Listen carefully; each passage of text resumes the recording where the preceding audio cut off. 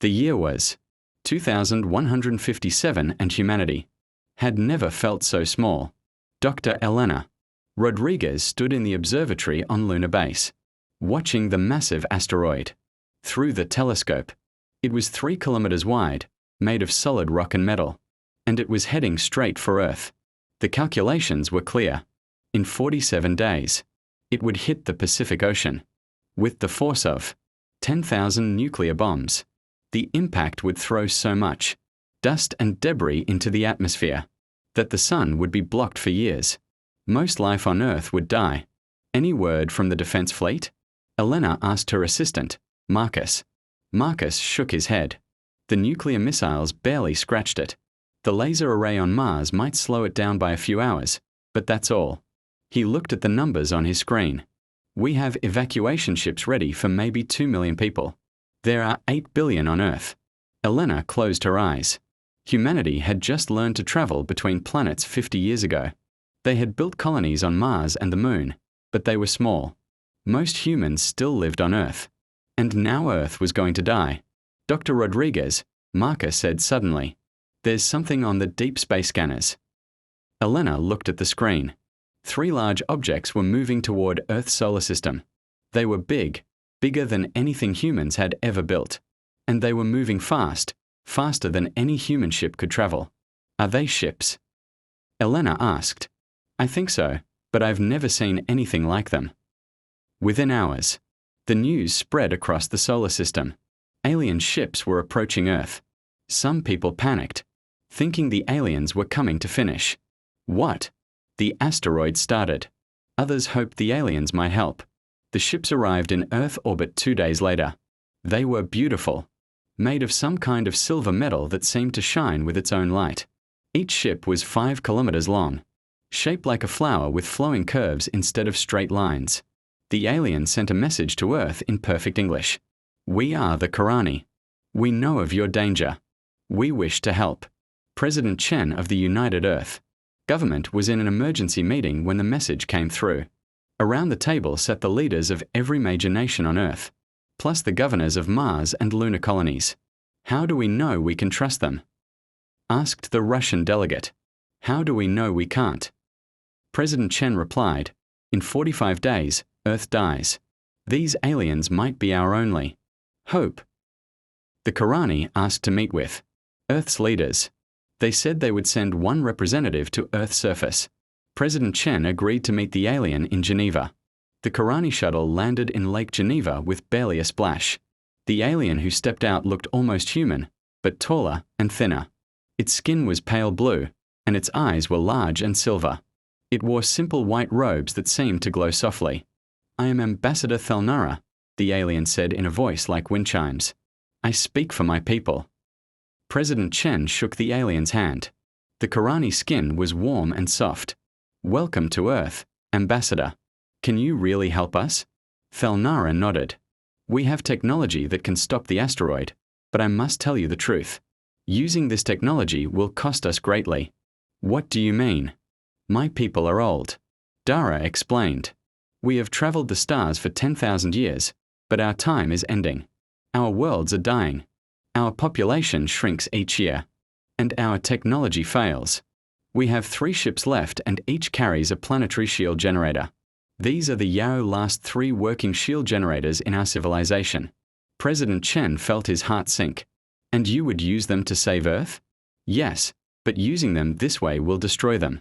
The energy needed to stop your asteroid is enormous. Our shield generators will burn out and die. Without them, we cannot protect our remaining worlds. Then you would be sacrificing your own people to save ours. Elnara was quiet for a moment. My people have made their choice. We have lived our time among the stars. You are young. Your time is just beginning. It would be wrong to let it end so soon. The meeting lasted 3 hours. The Nara explained how the plan would work. The 3 Karani ships would position themselves between Earth and the asteroid. They would create a massive energy field that would break the asteroid into small pieces.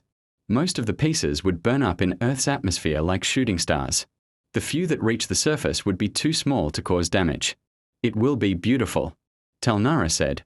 Your people will see lights in the sky for 3 days and nights. Then it will be over. President Chen had to ask the hard question. What happens to your people after this? We will find a quiet world somewhere and live out our remaining years in peace. We ask for nothing in return. Nothing. Thelnara smiled. And for the first time, President Chen saw how much the alien looked like a human grandmother. Perhaps you will remember that we were here. Perhaps when your people travel the stars and meet others who need help, you will remember that once strangers helped you when you needed it most. 3 days later, the Karani ships moved into position. The whole world watched on television and through telescopes. The shield generators powered up, creating a wall of blue-white energy that stretched across space. When the asteroid hit the energy field, the sky lit up like daytime. For 3 days and nights, just as Thelnara had promised. Shooting stars filled the sky. Children made wishes. Lovers held hands and watched the light show. Scientists counted the fragments and confirmed that none were large enough to hurt Earth. On the 4th day, it was over. Earth was safe. The Karani ships were dark and silent. The shield generators had burned out completely, just as Thelnara had said they would. The aliens had sacrificed their last defense to save a world full of strangers. President Chen visited the Karani flagship one last time before they left. Thelnara looked older and tired but peaceful. How can we ever thank you? President Chen asked live. Thelnara said simply grow. Learn, explore the stars. Make something beautiful of the life we helped you keep. Will we ever see you again? Perhaps. The galaxy is vast but not infinite. If your paths and ours cross again, we will be glad to see what you have become. As the Karani ships prepared to leave, Thelnara gave President Chen a small crystal that glowed with soft blue light. This contains the story of what happened here, the alien explained. The language we used, the mathematics of our shield technology, and a star map showing where we are going. Not so you can follow us, but so you remember us. The Karani ships left Earth's solar system that night. Their ion drives created a beautiful blue streak across the sky that lasted for hours. Then they were gone, heading toward the edge of known space. President Chen kept the crystal in a place of honor in her office. When reporters asked about it, she always told the same story. 200 years from now, she would say, when humans travel the stars, I hope we remember what the Karani taught us. I hope we remember that sometimes the most powerful thing you can do is help a stranger who needs it. The crystal was passed from president to president for 2 centuries. Each one was told the story of the day aliens saved Earth and asked for nothing in return, except to be remembered. They were remembered. And one day that memory would change the galaxy forever. Captain Sarah Chen stood on the bridge of the UES Endeavour, looking at the star map with growing concern. Her ship was one of humanity's newest exploration vessels, equipped with the latest jump drives and scanning technology. They had been mapping the Outer Rim territories for 6 months, charting new systems and looking for habitable worlds. Captain called Lieutenant Torres from the sensor station. I'm picking up something strange in the Sigma-7 system. There are structures on the 4th planet, but no energy signatures. Sarah walked over to look at the data. Torres was right. The sensors showed what looked like cities on the planet's surface. But there was no power, no communications, no signs of active technology. Could be ruins, suggested Commander Park, her first officer. We found plenty of dead civilizations out here. Maybe, Sarah said. But let's take a closer look.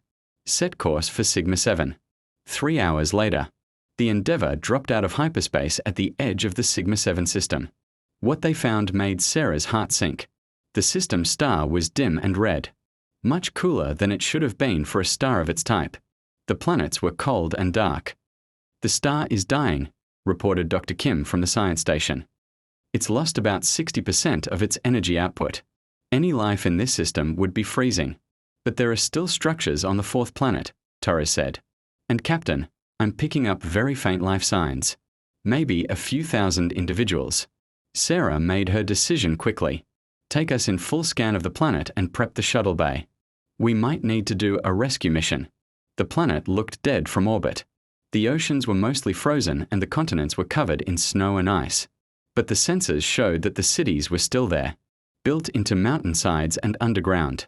Caverns where the inhabitants could stay warm. Captain, Dr. Kim said quietly. I recognize the architecture style. These buildings, they look like the ones in the old records from Earth. Sarah felt a chill. That had nothing to do with the cold planet below. What records? The ones from 2157, when the asteroid was going to hit Earth. The aliens who saved us. I think this might be them. Sarah stared at the planet on the view screen. Every human child learned about the Karani in school. They were the aliens who had sacrificed their own civilization to save Earth from the asteroid after they left Earth system. No one had ever seen them again. Are you sure? Sarah asked. Dr. Kim pulled up images from the Earth archives and compared them to the structures below. The match was perfect. The same flowing curves, the same silver metal that seemed to glow even in the cold. It's them, Dr. Kim confirmed. These are the Karani. Sarah's hand shook slightly as she activated the communication system. This is Captain Sarah Chen of the United Earthship Endeavour. If anyone can hear this message, please respond. We are humans from Earth, and we want to help. For several minutes, there was only silence. Then a weak signal came through the speakers. The voice was old and tired, but it spoke perfect English. Human ship, this is Eldervelta of the Karani remnant. We remember your people. Eldervelt, we are coming down to meet you. Our records show that your people once helped us. Now we want to help you. There was a long pause. You remember us? We never forgot, Sarah said. Every human child learns about what you did for Earth. When Sarah and her landing party reached the Karani settlement, they found a community struggling to survive. The few thousand remaining Karani lived in heated caves, growing what food they could under artificial lights. They had managed to keep their basic technology working, but just barely. Eldervelt met them at the entrance to the main settlement. He was ancient even by Karani standards. His blue skin pale and wrinkled, his silver eyes dim with age. But he stood straight and proud as he greeted the humans. Welcome to Karanoth, our last world, he said. I am sorry we cannot offer you better hospitality. Eldervelt, Sarah said. We are here to help. What do you need? The old alien looked. Surprise. Help. But we are few and you are many. What could we possibly offer you in return? You already gave us everything, Sarah replied. 200 years ago, your people saved our entire world. We've never forgotten that debt. Tar's eyes widened. You still remember the asteroid? Every year on Memorial Day, every human stops what they are doing at exactly 3:47 p.m. Greenwich time. That was the moment your shield generators activated to save Earth. We call it the moment of gratitude. Tears ran down the old Karani's face. My grandfather was Ambassador Thelnara. He was the one who spoke with your leaders. He told me about your President Chen, how she promised that humans would remember us. She kept that promise, Sarah said. And now we are going to keep another promise. We are going to help you the way you helped us.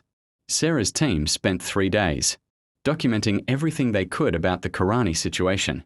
The star was dying because of a natural phenomenon that happened to some stars as they aged. The Karani had no technology powerful enough to fix it.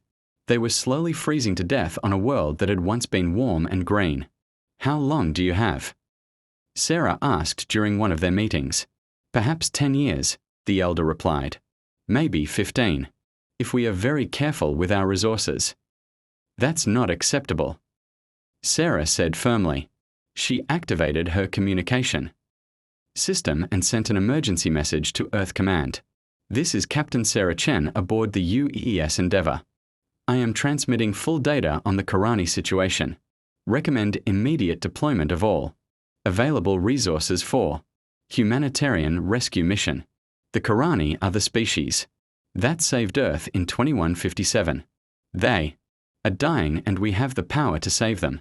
Request permission to begin preliminary assistance operations immediately.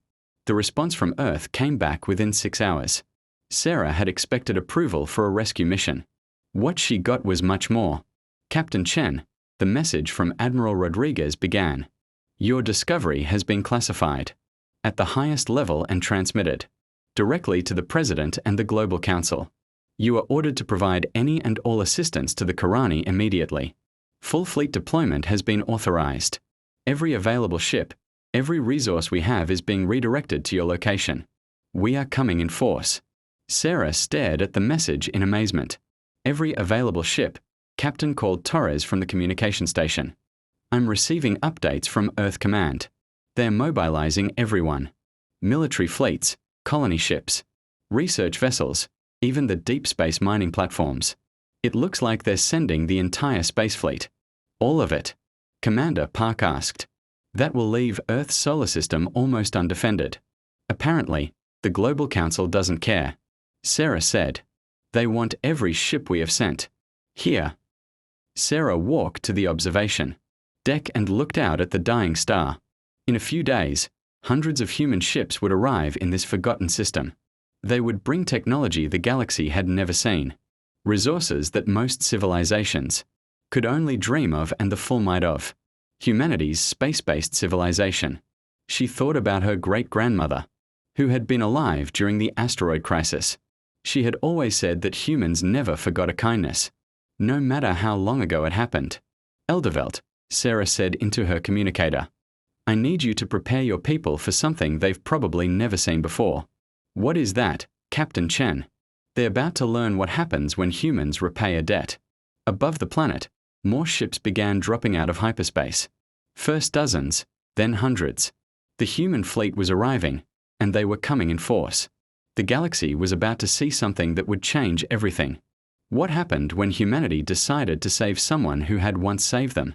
In the cold caves of Karanth, an old alien looked up at the stars and whispered a prayer of gratitude. His grandfather had been right. Sometimes kindness given freely came back when you needed it most. Admiral Keo Tanaka stood in the command center of the UES Titan, humanity's largest dreadnought, watching the tactical display with growing amazement. In the 3 days since Captain Chen's discovery of the Karani, the human response had been unlike anything in the galaxy's recorded history. Status report, she ordered. Commander Williams pulled up the fleet manifest. We have 847 ships in the Sigma-7 system now, Admiral. That includes 12 dreadnoughts, 34 carriers, 156 destroyers, and 89 research vessels. The colony ships are still arriving. What about Earth's defenses? Down to minimal levels. We've pulled ships from every sector. The Mars defense grid is operating with skeleton crews, and the Jupiter mining stations have been completely abandoned. Admiral Tanaka nodded. It was an incredible risk.